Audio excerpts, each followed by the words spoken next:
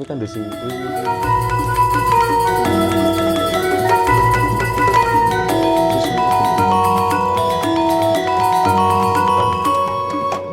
segini ya. 3, 2, 1. Assalamualaikum warahmatullahi wabarakatuh. Selamat datang kawan-kawan semuanya di channel ngobrol horor. Masih bersama kami berdua, ada Bro Ayung di sana, ada Biru di sini yang mau berbagi kisahnya itu Bro Ayung. Dan kami mengucapkan terima kasih atas support dan dukungan dari kawan-kawan semuanya yang udah mantengin, udah mampir, dan yang lain-lain semuanya pokoknya terima kasih banyak. Nah, Bro Ayung, apa kabar hari ini? Alhamdulillah baik, Mas Biru. Baik ya? Iya, cerah juga di luar. Kalau nggak baik, nggak kesini ya? Betul sekali. Cerah di luar biasanya nanti tiba-tiba Mendung di dalam. tiba-tiba ya. Sumpah kemarin itu baru ngangkat jemuran, set ngangkat, pas keluar lagi tuh udah gelap bro ya. Benar-benar. Makanya mendingan jangan dicuci untuk saat Mendingan ini. jangan dicuci, wah, bener-bener. Ya. Dikucek aja tanpa air gitu. Tanpa air. Cocok. Diketek, blek, udah. Itu rontok gitu kan. Ini aja udah 2 minggu. Bro Ayung ada cerita apa hari ini? Ya, ada sebuah kisah, ada sebuah cerita. Cerita ini kita akan coba kembali ke masa lalu lagi, Asik. seperti kemarin-kemarin. Gue suka nih cerita-cerita Ya. lama nih.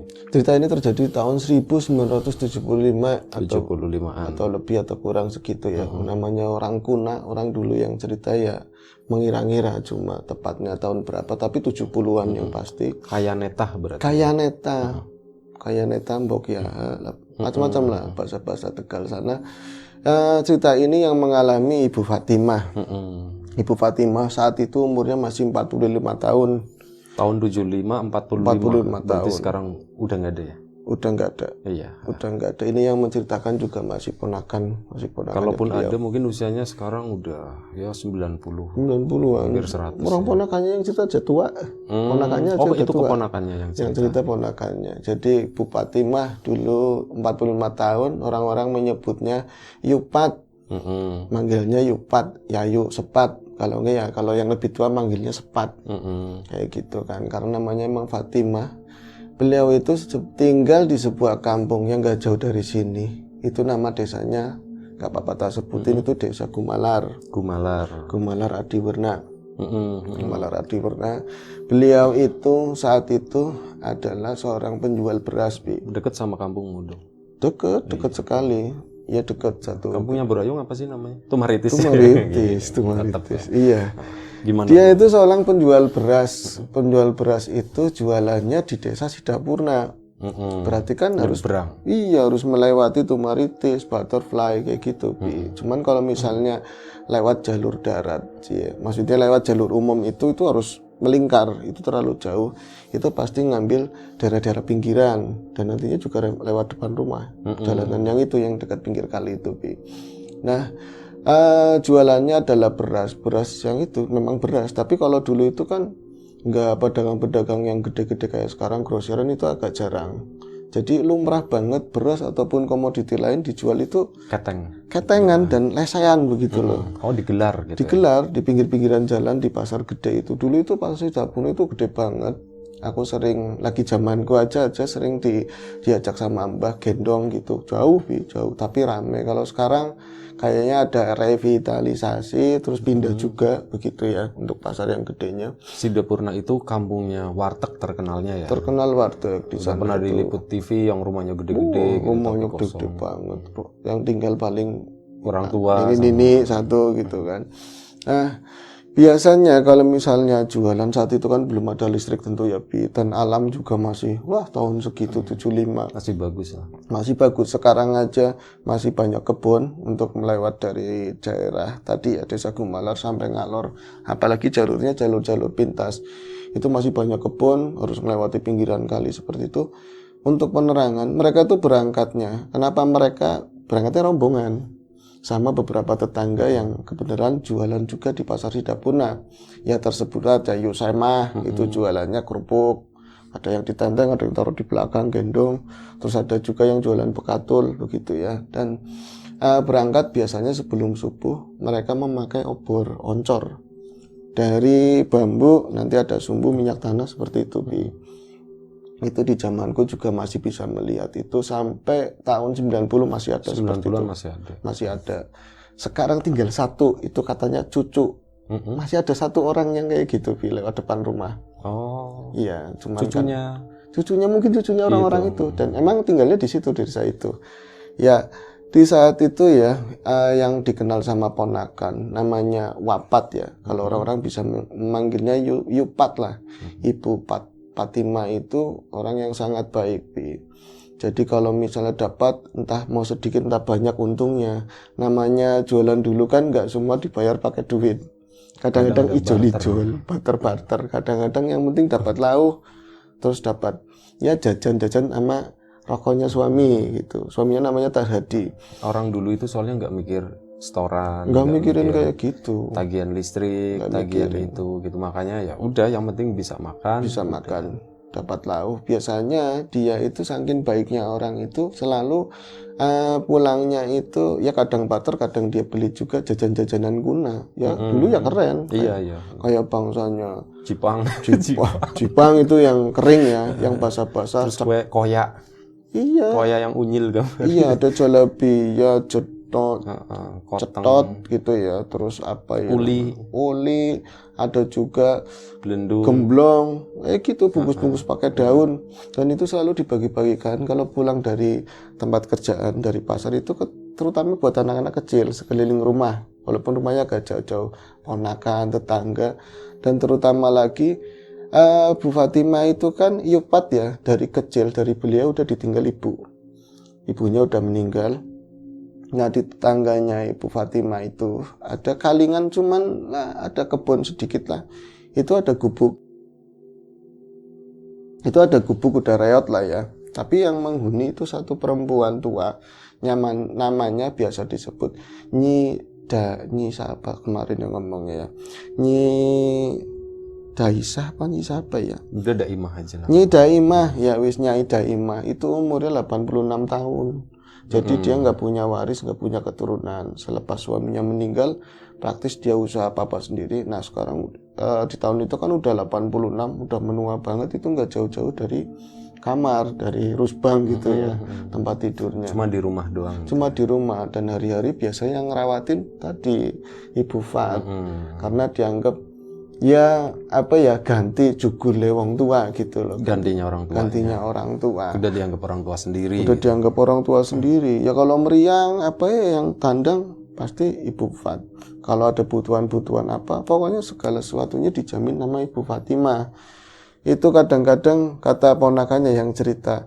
Padahal Wapat itu kalau misalnya pulang dari pasar, itu kan selalu bawa jajanan kesukaannya kayak gemblong, terus itu ya cetot itu kayak yang dari aci, tepung kanji itu kan kewel-kewel. Kalau buat yang nggak ada giginya itu susah dimakan, tapi manis. Biasanya kalau Nyai itu Daimah itu memang dimut ternyata kalau misalnya udah nggak manis dilepein di plastik. Itu kan kadang-kadang orang tua sering kemocor, sering pengen ngeludah kayak gitu, campur sama itu kayak gitu loh. Terus tadi gemblong selalu dibawa ke sana. Nah itu udah kayak dianggap orang tua sendiri. Suatu hari Bu Fatimah itu seperti biasa pulang. Yupat yang enak ya. Yupat itu pulang dari pasar. Biasa nyampe rumah jam 8. Setelah udah dari rumah, dia itu keliling ngasih-ngasih tadi jajan-jajanan buat anak-anak kecil. Itu terakhir pasti ke situ, ke rumahnya ini Nyai Daimah. Kata ponakannya, padahal itu kan buat curhat sih Mas, tentang apa aja, padahal yang dicurhatin sebenarnya sih udah pendengarnya udah nggak hebat. Yang penting ada orangnya gitu loh, buat mencurahkan tok. Kadang-kadang ini ngomongnya apa, nyawurine. Itu dia itu kadang balas omongannya apa, tapi nggak apa-apa, yang penting buat teman, buat curhat kayak ibu lah, seperti itu.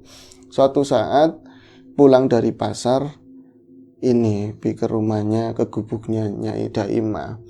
Biasanya kalau udah krotek-krotek itu kan pintu semuanya kan dari geribik, anyaman bambu itu, bahkan pintunya juga masih bambu, terus ada paku yang dicangkol sama kawat cetek gitu doang. Siapa yang mau maling, orang nggak ada apa-apa, orang tua begitu ya. Itu dibuka cantelnya dibuka, didorong kreket, itu biasanya langsung ngomong, kon wis balik. Itu, saya wis balik, saya kata, pat wis balik. Itu nggak ada suara apapun, tapi kedengaran batuk-batuk. Ini kok si Nyai Daima kok tumben, watuknya kok begini banget, batuknya nggak kayak kemarin. Dibuka kan kreket, bunyi begitu ya lama, di dalam gelap. Ini cepliknya mati, ceplik itu lampu ya. Sore itu jam 8, itu jam 8 apa? Pagi. Oh pagi, masih pagi. Tapi kayak karena gitu rapat ya, pakai gubuk ya. Iya, tetap aja gelap. Di bawah ya tanah, masih tanah, belum plasteran kan. Terus itu cepliknya mati, itu nggak ada sautan apapun. Yang tadinya mau gembira ria, mau cerita apa gitu kan, jadi resah. Iya resah. Ini Nyai Daimah primen ya, kenapa ya? Pas masuk ke dalam, posisinya orang emang gelap kan gitu, lagi batuk-batuk, nungging-nungging begitulah, miring-miring dari ini tempat tidurnya. Ya Allah, sampean kenapa Nyi? Sampean kenapa? Ya, kayak kiye tua. Habis kesel nemen, udah capek banget. Akhirnya jendela dibuka, terus baru kelihatan rona mukanya kan itu dia lagi di rusbang bener-bener, dibangunin, disenderin, bantal kan. Baru, silo nemen mah silo, katanya silo matahari bagus, kayak anak vitaminnya, ada vitaminnya. Iya, biar sampean waras. Saya nggak mau waras. Angel maning nggak mau. Emang kenapa? Wis kesel, gentenan, udah capek gantian, banyak bocah-bocah nom lahiran, banyak anak-anak ngelahirin. Aku udah tua, udah capek. Wis pengen ketemu Kang Wajud. Kang Wajud suaminya, karena namanya Kang Wajud. Bahkan Ibu Fat aja nggak pernah lihat Kang Wajud itu yang seperti apa. Itu, nih jangan ngomong kayak gitu. Wong saya kesini mau ngerawatin jenengan kayak biasa. Sampean tanggap temen ya ibu, ya mbah juga. Kalau sampean gak ada, saya temannya siapa? Mau curhat sama siapa? Iya. Si aku kudune urip maning. Harusnya saya hidup terus. Tapi aku capek. Jangan ngomongin yang kayak gitu pokoknya Nyi. Ini cetotnya diambil, dibukain. Nyi, alon-alon, sampean kan wis laka untune, enggak ada giginya. Ya kayak kanyal. Loh, kayak gitu kalau udah enggak manis. Gemblongnya itu yang cerita ponakannya, enggak umum. Waktu itu Nyai Daimah kayak makan kayak enggak kayak umum, kayak biasanya apa itu dimintain semua, minta dibukain semua. Tapi yang aneh ya enggak dimakan semua, cuman dicelacari gitu loh, dicicipin semua. Alon-alon nih, kok bukan keloloten, nanti keloloten, barang kelolotennya main gelis, katanya jangan ngomong kayak gitu. Pat, kon itu tukaran, kamu masih berantem. Sih katanya masih kayak gitu. Itu dia jadi di pasar ada masalah sama yang namanya Karim. Itu pedagang beras juga, teman agak baruan jadi sering diancam, sering dijahatin lah sama si Karim. Itu kan cerita sama Nyai Daimah. Kadang-kadang pas masuk kan kerekam ya namanya, masih ya wis kamu yang hati-hati, koncing hati-hati ya. Terus ajak lalen sembahyang ya, jangan lupa sholat. Pokoknya aku sama nate kue baik, aku amanatnya jangan lupa sholat kayak gitu. Ini sampean paling ngendi sih, sampean mau kemana? Nggak usah ngomong kayak gitu. Moni wis kesel kak, katanya udah capek tapi makannya doyan, dianuin semua kan. Akhirnya saya mendekat, kata ponakannya gitu ya, si Yupat itu Wapat mendekat, pas dia itu mau gantiin jarit, tahu-tahu mene, sini yang dekat, tangannya itu menjulur ke lehernya itu, Yupat, langsung, apa sih Nyi? Wis menang bae. Itu langsung rokok di belakangnya, bukan pengen beruh. Itu langsung diambil. Kaget banget kan Yupat. Ternyata itu tadinya kecil, kelihatannya cuma hitam. Ternyata itu menggeliat-geliat kayak gitu. Lipat. Ternyata itu lintah, Ada lintah di belakang lehernya. Jadi ketutupan rambut. Karena ada gelungannya, cuma tetap aja. Karena ada kerudung begitu ya. Ya Allah, kok ada kayak gitu sih? Ada kayak gitunya sih, Nyi. Kok sampean juga ngeliat? Lah, wong aku mata nggak ngeliat, tapi perasaan bisa ngeliat. Kamu kayak gitu ditempeli di jahat teman, sing hati-hati itu apa? Ya kayak sing nyedoti getih, tapi kayak orang umum. Menang disit, diam dulu. Dia kayak a'udzubillahi minasyaitonirrajim yang dijelaskan bismillahirrahmanirrahim. Untuk kuku sepi. Jadi ada asap kayak gitu. Wis Karo bapak sing geni balike maring geni, katanya seperti dari itu. api Dari balik api api. kembali ke api.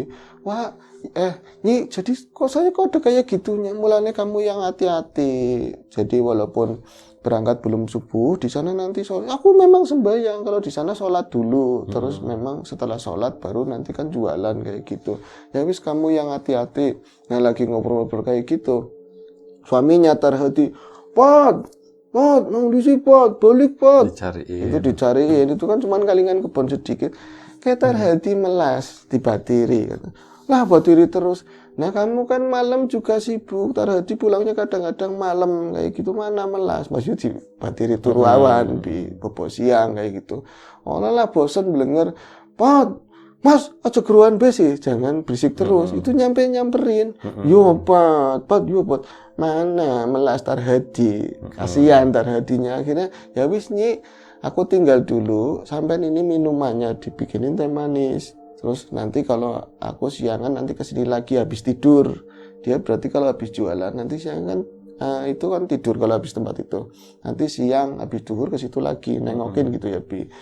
Itu saya pulang wafat ya, Yupat itu pulang terus sama suaminya tahu-tahu dikasih kejutan anting. Kan kerjaannya kan macul pas dikumpulin. Iya, Mas, ngin kayak kian apa emang sampean punya duit? Ya nembe dibayar ya lumayan. Akhirnya kan terjadi Bi. Buka, buka. Iya buka, akhirnya buka juga. Dari gitu. Iya, terjadilah sesuatu lah, wong wis dikasih hadiah, perempuan kan jadi melo kayak gitu kan. Lagi wah saya katanya habis begituan, tahu-tahu Imron anaknya itu geger. Tangi metu kamarnya digebrok-gebrok. Emang semuanya juga pakai geribik Bi dulu. Jadi digebrok-gebrok. Anak apa tong? Anak apa? Kayak Mbak Buyut mati. Mau enak banget Mbak Buyut mati. Loh kamu ngapain ke sana-sana? Kamu ngomong jangan sembarangan. Jadi biasanya Imron kecil itu anak paling kecilnya si Pat ya, Yupat. Kadang-kadang orang tua itu banyak pecingan gitu loh, Bi. Jadi dia tuh main ke sana. Ngiter ke sana kemari kasih. Enggak, kadang-kadang nengokin karena paling tua sendiri. Nanti kan warga kadang-kadang ngasih ini buat kinang, buat beli apa gitu. Imron pinter. Jadi orang ceritanya Mbak Buyutnya itu mijeti nanti dikasih kayak gitu. Iya, Tapi katanya udah jatuh.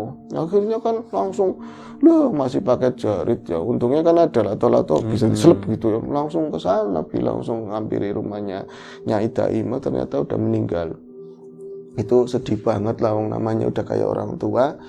Jadi harapannya sih pengen dilama-lama nguburnya, kayak orang-orang biasanya kan nunggu saudara dari mana. Ini nggak ada siapa-siapanya, begitu cepat lah, terlalu cepat untuk dikebumikan. Itu akhirnya kemudian prosesi penguburan itu berlangsung dan kembali aktivitas seperti biasa. Tapi emang diwanti-wanti, aku diingetin cuman jangan tinggal sholat, terus di pasar hati-hati. Di pasar hati-hati. Nah, satu hari itu udah 7 hari lah, udah harinya Nyai Daimah. Yupat itu seperti biasa berangkat pagi, berangkat dari ini ya. Berangkat dari rumah ya mau jualan itu diurungkan. Lah suaminya kan bilang tadi, primen mak bisa nih kamu nggak jadi berangkat, kayong perasaannya was-was, perasaannya ora tenang, perasaannya aku kayak gini nemen Pak, kalau kamu sakit, kalau kamu nggak enak badan ya wis mendingan kamu nggak usah jualan dulu. Ya berasa sih primen ya wadah waring maning, katanya ditaruh di tempatnya lagi. Itu seharian wah saya tuh nggak jualan, katanya badannya nggak enak. Pas malamnya suaminya ngajakin begituan juga nggak mau. Tengah malam itu ternyata terbangun, padahal zaman dulu tengah malamnya kan lama banget. Itu tengah malam terbangun biasa pengen buang hajat Bi. Itu kalau rumah dulu zaman itu ya nggak ada kamar mandi di dalam, pasti di luar, misah kamar mandinya. Jadi dia itu penerangannya juga lampu gamblok yang ada corongnya, itu mau bangunin suaminya si Tarhadi. Kalau dari kelihatannya cuma moncongnya doang, brengos, mangap, ngorok, kasihan besok mau kerja di sawah lagi. Akhirnya dia keluar dari kamar, tapi wah saya waktu itu katanya perasaannya bisa ada rasa takut sih nggak ada sebabnya, takut, merinding, gelisah-gelisah nggak kena itu malam itu. Akhirnya dia ngambil lampu tadi ya, ceplek ceplik yang cuma ditempelin di paku begitu ya. Itu diambil ceplik terus ke belakang. Tapi dia perasaannya kalau misalnya aku ini bisa takut banget, masa aku mau keluar dari rumah sendiri, dari kecil juga biasa kayak gitu, kok bisa malam ini ketakut banget. Itu lantainya juga belum ubin ya, belum plesteran, masa mau kencing di dalam. Nanti kalau Imron bangun lihat gimana. Akhirnya dipaksa-paksa terberani-beraniin keluar dari pintu belakang menuju ke WC ya, ke kamar mandi. Nah itu celingak tambah keluar angin dinginnya begitu ya, terus ada angin, ini kan gak ada corongnya, akhirnya kan tangan kiri begini binutupin, yang lain sibuk banget.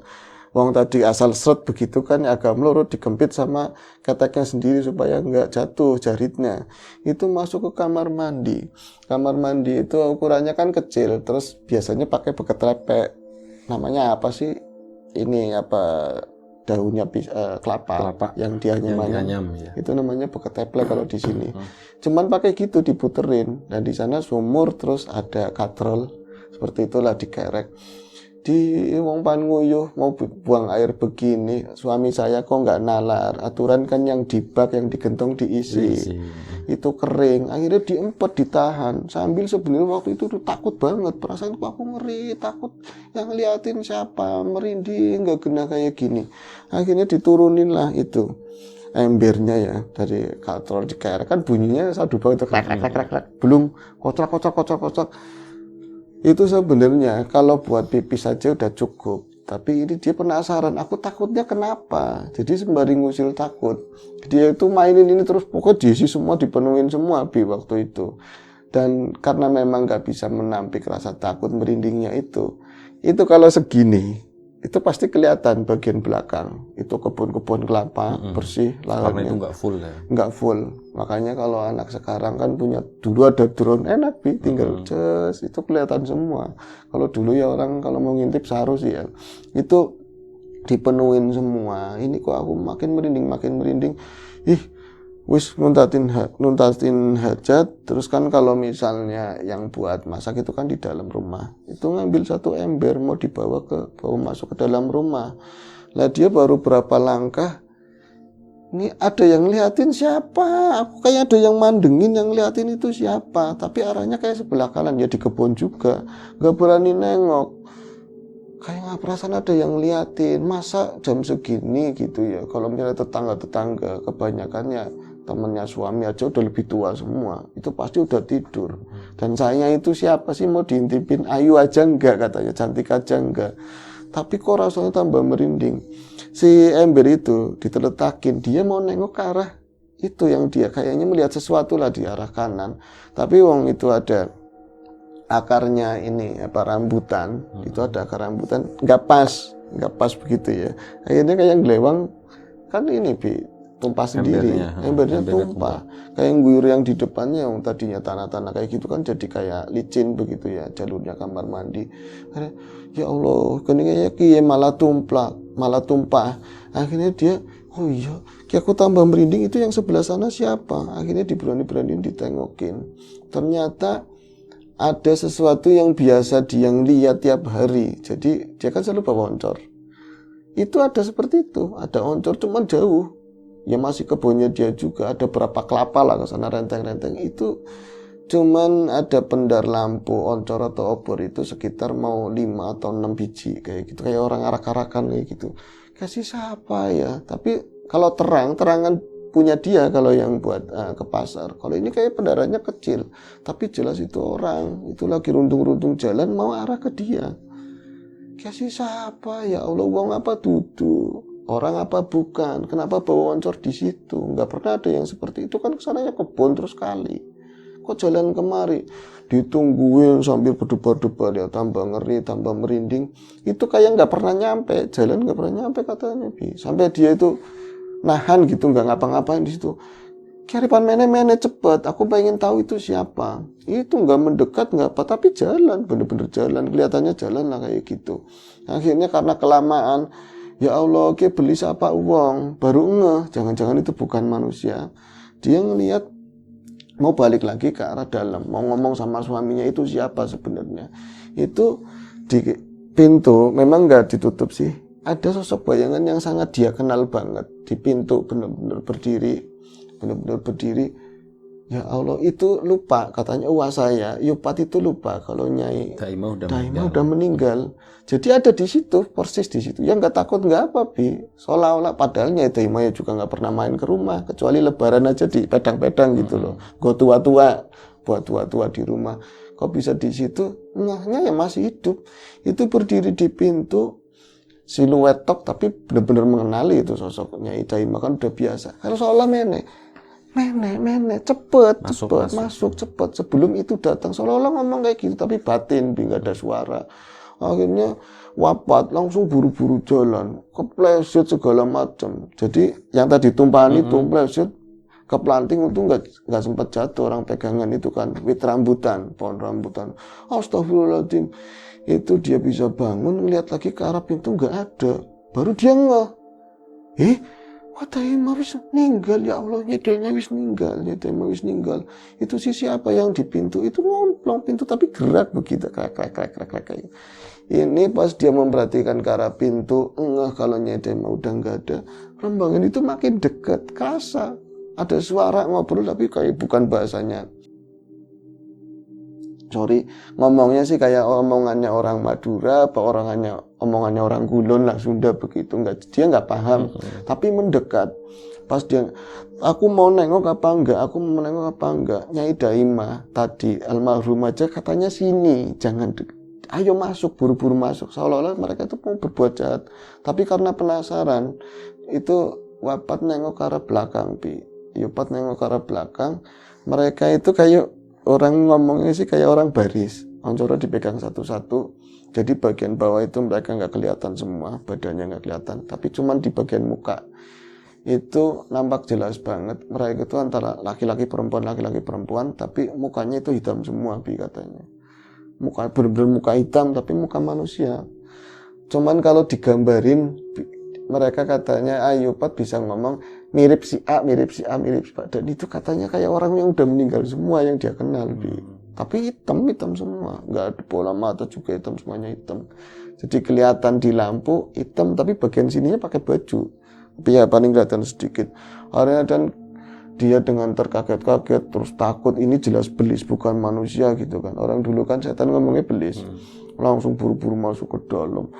Gobrok, sempat ngelihat lagi, masih ada. Langsung, Mas Tar, anak setan, anak belis ninjaba. Ada setan, ada belis di luar. Yang namanya lagi tidur enak, yang paginya capek, siangnya capek, nggak bergeming sama sekali. Itu lampu ceplik masih ketinggalan di sana, Jadi itu tadi jalan balik aja udah nggak inget sama sekali lah. Dia itu kayak di luar sadar gitu. Akhirnya bangunin suami.